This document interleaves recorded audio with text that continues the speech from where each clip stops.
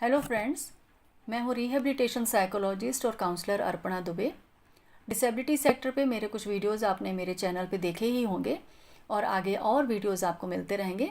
लेकिन आज हम शुरू कर रहे हैं बीए पार्ट 1 का साइकोलॉजी यानी मनोविज्ञान का सिलेबस, जो कि पंडित रविशंकर शुक्ल यूनिवर्सिटी रायपुर छत्तीसगढ़ का सिलेबस है।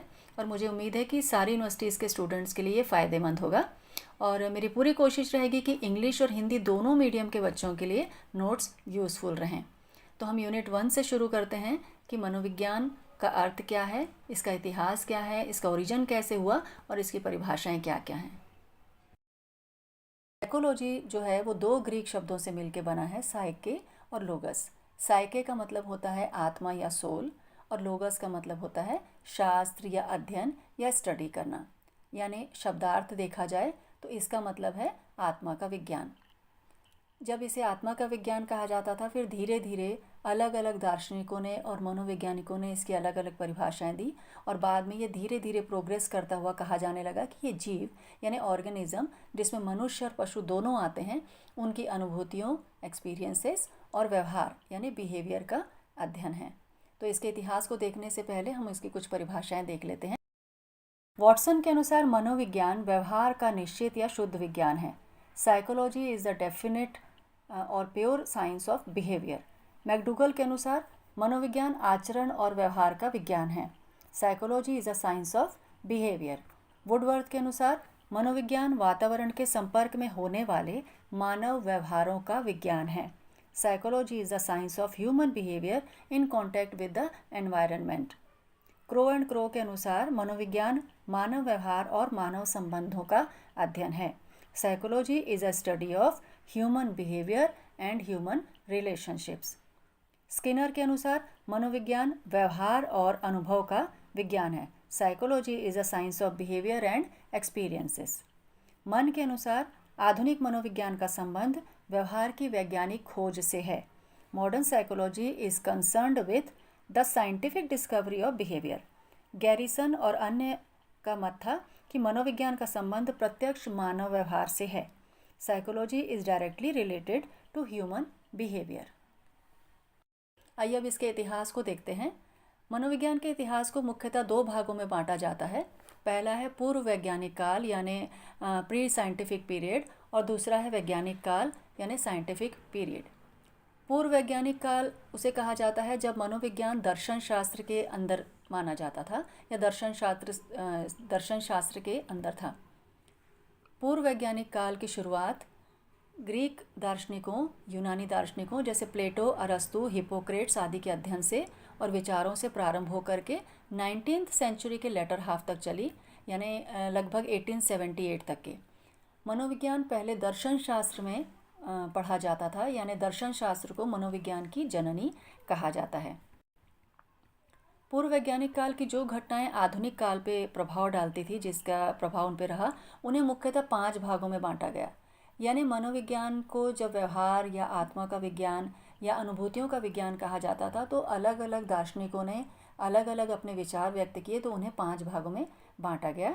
जैसे पहला था शारीरिक गठन कारक, कॉन्स्टिट्यूशनल फैक्टर। दूसरा मन शरीर समस्या, माइंड बॉडी प्रॉब्लम।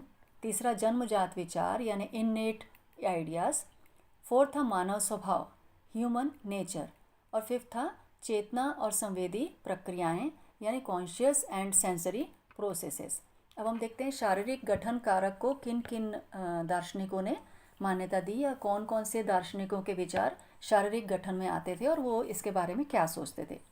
ग्रीक दार्शनिकों ने मानव व्यवहार की व्याख्या के लिए बहुत सारे सिद्धांत प्रतिपादित किए, जिसमें से शारीरिक गठन कारक जो है या कॉन्स्टिट्यूशनल फैक्टर जो है वो बहुत महत्वपूर्ण रहा। इसका प्रतिपादन ग्रीक फिलोसोफर हिप्पोक्रेट्स ने 400 BC में किया था।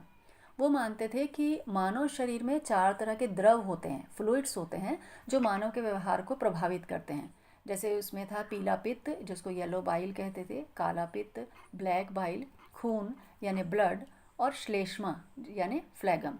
तो वो कहते थे कि जिस भी द्रव का या फ्लूइड का परसेंटेज बाकी 3 से ज़्यादा होगा तो मनुष्य का व्यवहार अलग अलग प्रकार का होगा। वो कहते थे पीला पित्त बढ़ा तो व्यक्ति में आक्रमणशीलता, एग्रेसिवनेस और उत्तेजनशीलता यानी एक्साइटेबिलिटी अधिक हो जाती है। काला पित्त बढ़ा तो व्यवहार शांत हो जाता है और व्यक्ति गैर मिलनसार यानी शांत रहना और लोगों से अलग रहना शुरू कर देता है। रक्त बढ़ने से वो काफ़ी खुश और आशावादी रहता है यानी ऑप्टिमिस्ट हो जाता है। श्लेष्मा यानी अगर श्लेष्मा फ्लैगम तीनों द्रवों से ज़्यादा होता है तो वो बहुत सुस्त और थका थका महसूस करेगा। इस सिद्धांत से प्रभावित होकर शेल्डन ने बाद में व्यक्तित्व यानी पर्सनैलिटी के वर्गीकरण या क्लासिफिकेशन में एक विशेष सिद्धांत डेवलप किया जिसको कहते हैं सोमैटोटाइप। दूसरा फैक्टर था मन शरीर समस्या यानी माइंड बॉडी प्रॉब्लम। तो ग्रीक दार्शनिक ऑगस्टाइन तथा थॉमस का विचार था कि मन और शरीर दोनों दो अलग चीज़ें हैं, यानी मन की घटनाओं का प्रभाव शरीर पर नहीं पड़ता और शरीर की घटनाओं का प्रभाव मन पर नहीं पड़ता। और प्लेटो ने भी माना कि दोनों को अलग अलग माना, यानी मन और शरीर को दोनों को अलग माना। वो कहते थे कि विचार जो हैं वो अभौतिक होते हैं और उनका भौतिक शरीर से कोई संबंध नहीं होता। और अरस्तु भी कहते थे कि दोनों अलग हैं। तो इस सिद्धांत का विरोध डेकार्टे, लिपनीज और स्पिनोजा ने किया और उन्होंने कहा कि मन और शरीर एक दूसरे से अलग हो ही नहीं सकते, वो दोनों एक दूसरे से संबंधित हैं और एक दूसरे को प्रभावित भी करते हैं। तीसरा फैक्टर था जन्मजात विचार यानी innate ideas. Greek philosopher Descartes का मत था कि व्यक्ति में जन्म से ही कुछ विशेष विचार होते हैं, वो कुछ विचार अपने लेकर ही पैदा होता है। परंतु कुछ अन्य फिलोसोफर थे जैसे लॉक, तो उनका मत था कि व्यक्ति जन्म के समय बिल्कुल कोरे कागज़ की तरह होता है। कोरे कागज़ को उस समय टेबुला रासा भी कहा जाता था ग्रीक लैंग्वेज में, उसका मतलब होता है कोरा कागज़। तो बच्चा जो है वो कोरे कागज़ की तरह होता है और बाद में उसमें नए नए अनुभव और नए नए विचार जुड़ते चले जाते हैं और उसका व्यवहार परिवर्तित होते जाता है। फोर्थ फैक्टर था मानव स्वभाव यानी ह्यूमन नेचर। इस बात पर भी बहुत सारे फिलोसोफर का वाद विवाद था, डिबेट था।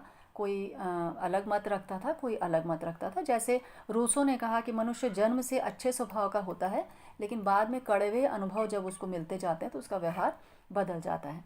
जबकि स्पेंसर कहते थे कि मनुष्य जन्म से ही स्वार्थता यानी सेल्फिशनेस और आक्रमणशीलता यानी एग्रेसिवनेस आदि गुण लेके पैदा होता है, जो बाद में समाज के द्वारा नियंत्रित या कंट्रोल किए जाते हैं। फिफ्थ था चेतना और संवेदी प्रक्रियाएं यानी कॉन्शियसनेस एंड सेंसरी प्रोसेसेस। तो 19th सेंचुरी के शुरू में देखा जाए तो दो जो एरियाज़ थे स्टडी के वो बहुत मेन थे। एक तो चेतना था और दूसरा था संवेदी प्रक्रियाएं या सेंसरी प्रोसेसेस। तो दर्शन शास्त्र या जो फिलॉसफी में था तो वे लोग चेतना को ज़्यादा महत्व देते थे और उससे उत्पन्न विचारों पर उन्होंने अपने अध्ययन ज़्यादा किए। और दूसरा जो क्षेत्र था जिसमें सेंसरी प्रोसेस पे काम किया गया तो वो था भौतिक यानी फिजिकल और जैविक विज्ञान यानी बायोलॉजिकल साइंसेस का, जिसमें ज्ञानेंद्रियों के कार्य के अध्ययन पर बहुत ज़्यादा बल दिया गया। फिर धीरे धीरे मनोवैज्ञानिकों ने सिर्फ सेंसरी प्रोसेस के साथ साथ और दूसरी चीज़ों पर भी अध्ययन शुरू किया और व्यवहार के अन्य पहलू या अन्य एस्पेक्ट्स जैसे कि प्रत्यक्षण, परसेप्शन, सीखना यानी लर्निंग और अभिप्रेरण यानी मोटिवेशन और चिंतन यानी थिंकिंग आदि पे भी एक्सपेरिमेंटल स्टडी स्टार्ट की।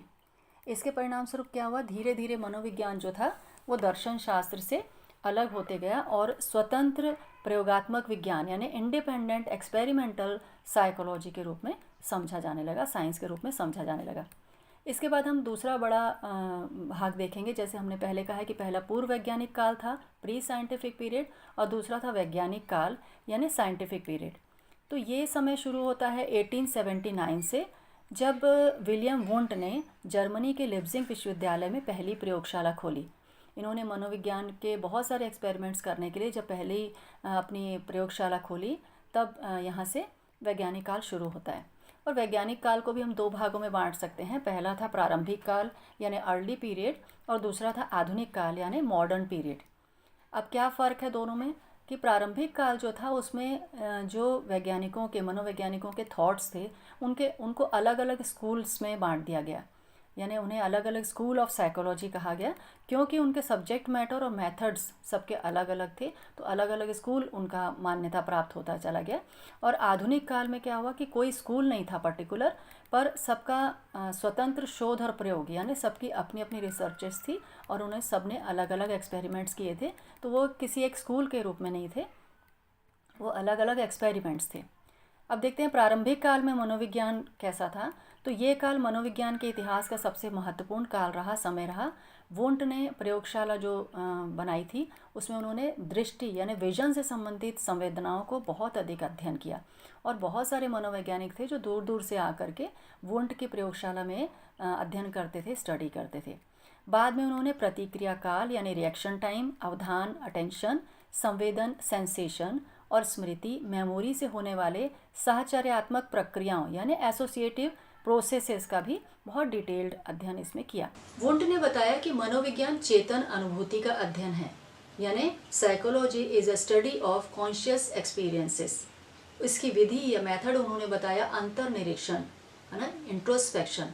अंतर्निरीक्षण का अर्थ होता है अपने अंदर झांकना या देखना, यानी जब किसी भी व्यवहार को आप अपने अंदर महसूस करते हैं, जो भी भाव आपके अंदर होते हैं, जब आप उसको रिपोर्ट करते हैं, खुद से बताते हैं, तो उसको अंतर्निरीक्षण विधि कहते हैं।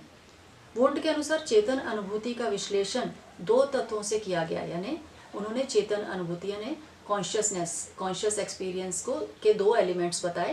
पहला संवेदन यानी सेंसेशन और दूसरा भाव यानी फीलिंग। फिर सेंसेशन को उन्होंने बताया कि ये चेतना का वस्तुनिष्ठ तत्व है, ऑब्जेक्टिव एलिमेंट ऑफ कॉन्शियसनेस, और भाव के लिए बताया कि ये चेतना का आत्मनिष्ठ तत्व है, यानी subjective elements of consciousness. Wundt ने भाव की त्रिविमीय सिद्धांत की चर्चा की, यानी ट्राई डायमेंशनल थ्योरी उन्होंने बताई, जिसमें उन्होंने बताया कि भाव जो होता है, फीलिंग जो होता है, उसके 3 डायमेंशंस होते हैं। पहला सुखद दुखद, प्लीजेंट इनप्लीजेंट, दूसरा आवेश और शांत, एक्साइटमेंट काम, थर्ड तनाव शिथिलता यानी टेंशन और रिलैक्सेशन।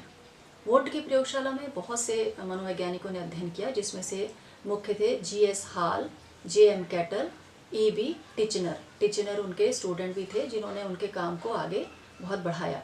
वुंट ने मनोविज्ञान को स्वतंत्र और प्रयोगात्मक मनोविज्ञान का दर्जा दिलाया। वुंट के समकालीन और मनोवैज्ञानिक थे जिन्होंने प्रयोगात्मक मनोविज्ञान बनाने में बहुत सहायता की, जिनमें से मुख्य थे सर फ्रांसिस गाल्टन, डार्विन और वियना के फ्रॉयड आदि। इन्होंने भी मनोविज्ञान को एक्सपेरिमेंटल साइंस बनाने में बहुत ही महत्वपूर्ण योगदान दिलाया। आगे के समय में जो स्कूल ऑफ साइकोलॉजी कहा गया, उसको हम देखेंगे वीडियो के दूसरे भाग में। अभी आपको ये वीडियो कैसा लगा हमें कमेंट करके ज़रूर बताइएगा, और चैनल को सब्सक्राइब करना मत भूलिएगा, ताकि आपको आगे के अपडेट्स और आगे का चैप्टर मिलता रहे। Thank you.